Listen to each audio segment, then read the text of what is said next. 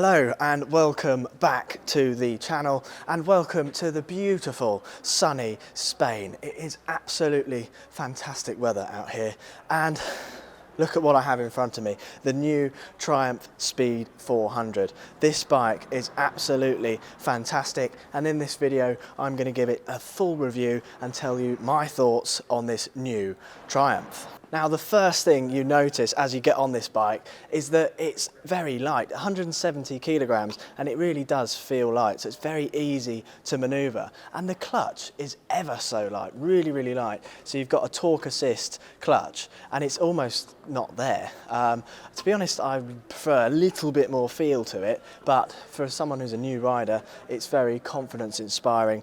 And the engine is just fabulous. When you start it up, there's a lovely tone to the exhaust, a nice deep rumble, that traditional single sound, but with a modern engine that really provides up-to-date performance without losing the character. So I'm in the first little spot here, but we are just stopping for coffee and it's time to get up in some mountain roads and really see what this thing is like in the twisties. So let's get into it.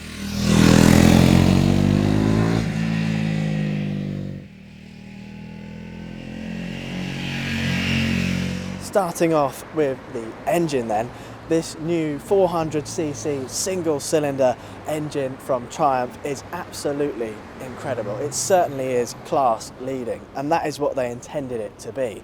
If you compare it to the 350cc engines that you get in the Royal Enfields, they are half the power. So this bike produces 39.5 brake horsepower at 8,000 RPM and 37.5 newton meters of torque at 6,500 RPM.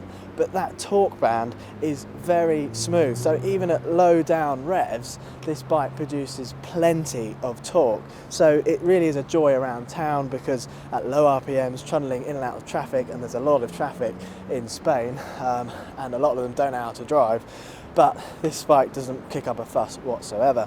And at no point today did I find that this bike bogged down in any way. Even pulling out of a roundabout in 4th gear, it didn't bog down, it just pulled and went up through the rev range. Obviously if it's higher in the rev range, it's going to pull a bit quicker, but at no point did it make any fuss. So really impressed with this engine. It really is an incredible bit of machinery.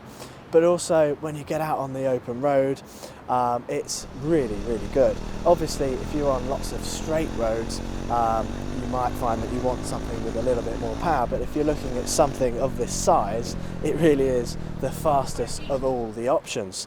And when you're riding on roads like I did today, which are all twisty, mountainous roads, then this thing is perfect and you wouldn't need any more power than that in the real world.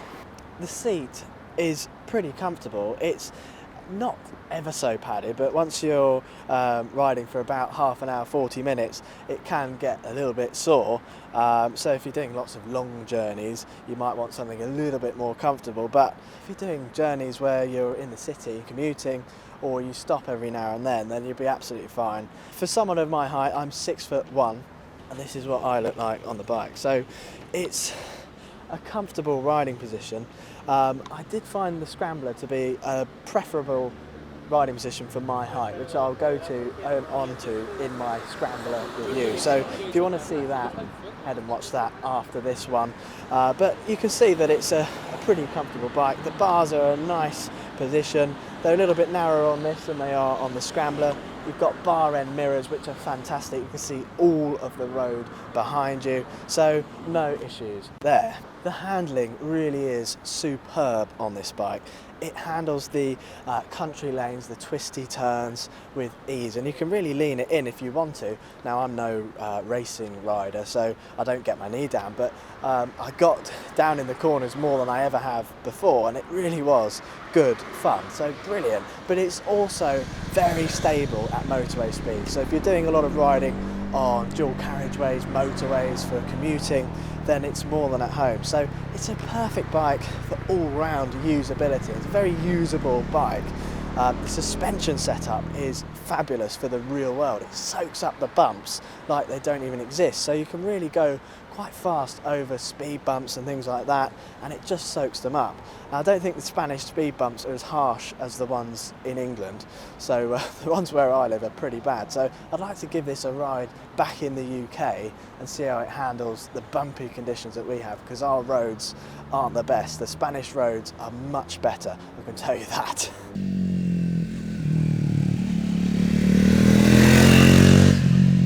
This bike certainly has the cool factor, and you can tell instantly by looking at it that it's part of the Triumph family, and specifically the Speed family.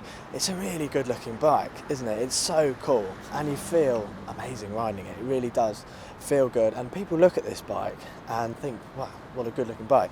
And for the price, under £5,000 in the UK, that is so much bike for the money. It really is. The quality is superb. I mean, obviously certain things they've done to save on money, like the odometer is a bit plasticky, but it looks good, and what do you expect? You're not going to get everything being metal for that kind of money.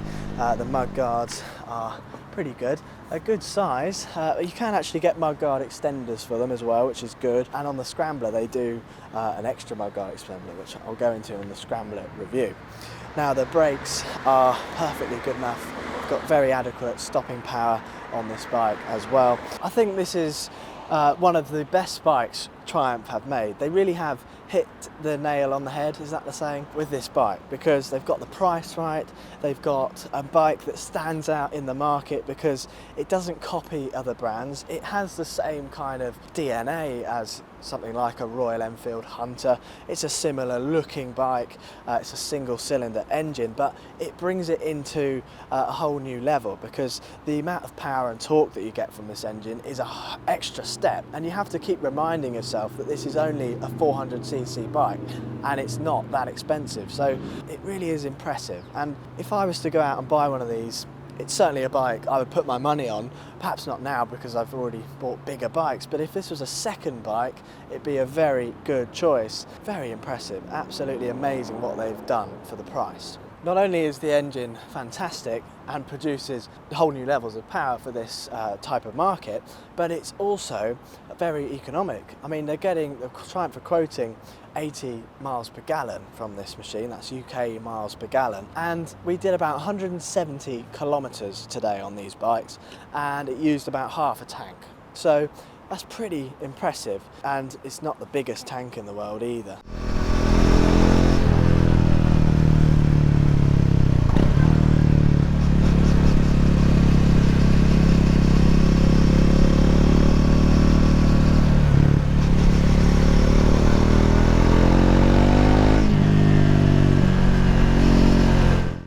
Just spoke to a chap from Germany who's on the press ride tomorrow, and he asked me what I thought of it, and I told him how impressed I was, and he said, I can tell by the smile on your face that it's made an impression on you. And I've been smiling all day. I've been chuckling to myself riding through these roads, not only because of the scenery but because of the bike I was doing it on as well. And it makes you think as well that on a ride like that, you think, well, what bike would I want to do it on? And I don't think there was a bike that I thought, oh, I'd rather be doing this journey on such and such bike. I didn't find I wanted more power at any point, but I'm not a speed hooligan by any means. So this really suited me down to a T.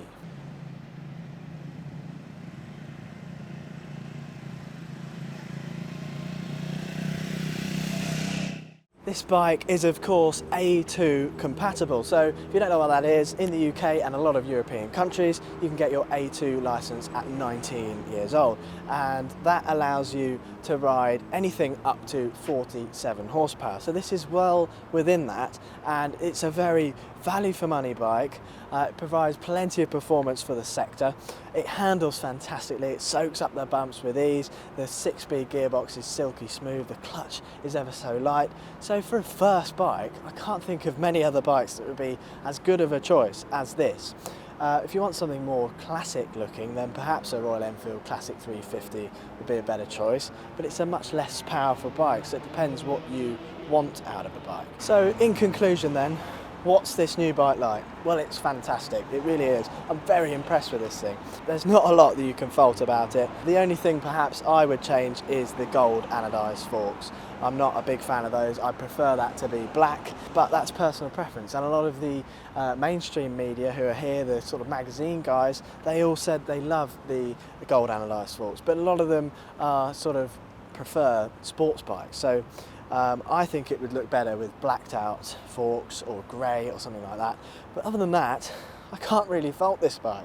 It really is impressive, and well done Triumph. They really have knocked it out of the park for this. I'm very impressed. So if you're thinking of getting one of these, definitely head down to your local Triumph dealer, test one out and see what you think for yourself, because I don't think you'll be disappointed in any way. So if you want to see more videos like this and you want to see the Scrambler 400X review, then make sure you subscribe and hit the like button. Let us know in the comments section down below what you think of this new motorcycle, and we will see you in the next video.